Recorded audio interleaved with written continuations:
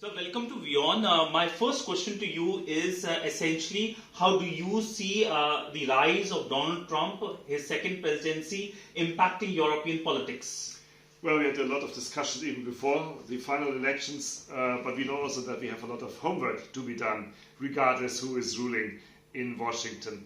May it be defense, our economic revitalization, relations to other nations, though they are not impacted always by the United States, transatlantic relations. We have to go on with India, for example, regardless what is happening in the United States.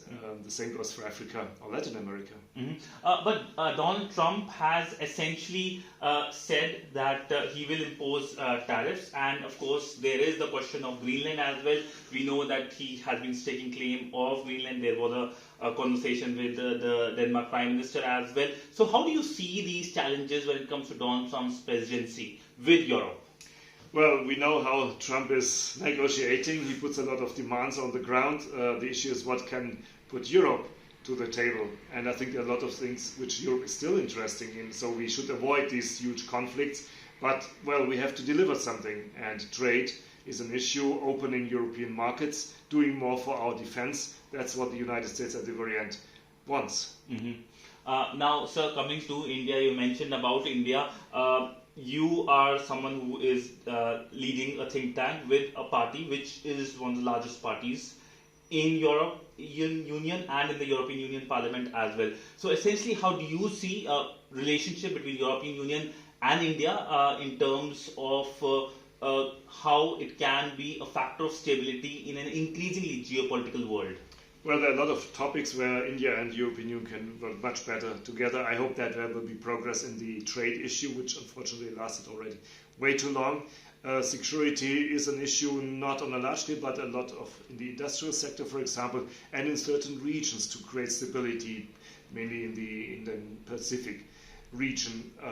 Science cooperation is a big issue. That is an underexploited issue. We have many Indians here in Europe already. I think this is a potential which we have not exploited. And we need, of course, qualified Indian people here on the European ground, also as a kind of very skilled migration. That is an issue, again, which should be dealt and has to be dealt on the European level. Two last questions. First is on China. How much China is an issue in terms of European Union's internal politics and an issue for Europe? Well, China is in everywhere. Whatever you discuss, somehow China is in it. It is trade, it's security, it's the role in the conflict, for example, Russia-Ukraine. It's in the transatlantic relation because these are impacted by the China-US relations. There's a lot of uncertainty.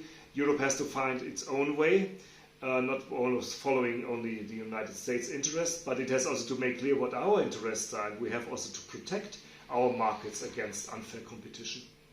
My final question, you mentioned about immigration, you mentioned about skilled Indians as well. So essentially, how do you see that issue as well? How do you plan to tackle the issue of immigration and also deal with getting skilled Indians? Well, we need immigration, that is definitely clear, but we need skilled immigration. India is an interesting partner in this respect. It should not always be a one-sided immigration. I think what we call sometimes circular migration is an issue that Indians or Europeans, the other way around, by the way, go to India, come back to another couple of years. So this is another new way of migration, and we need to solve problems on the ground. A lot of these challenges are not on the European level. It's on the very local level. It's administrative issues, financial issues. These are the things we have to focus now. Thank you so much, sir, for speaking to WION. So there you have it, the word from Brussels over several issues, whether it's India, China, or rise of Donald Trump. Sidhant Sibal for WION from Brussels.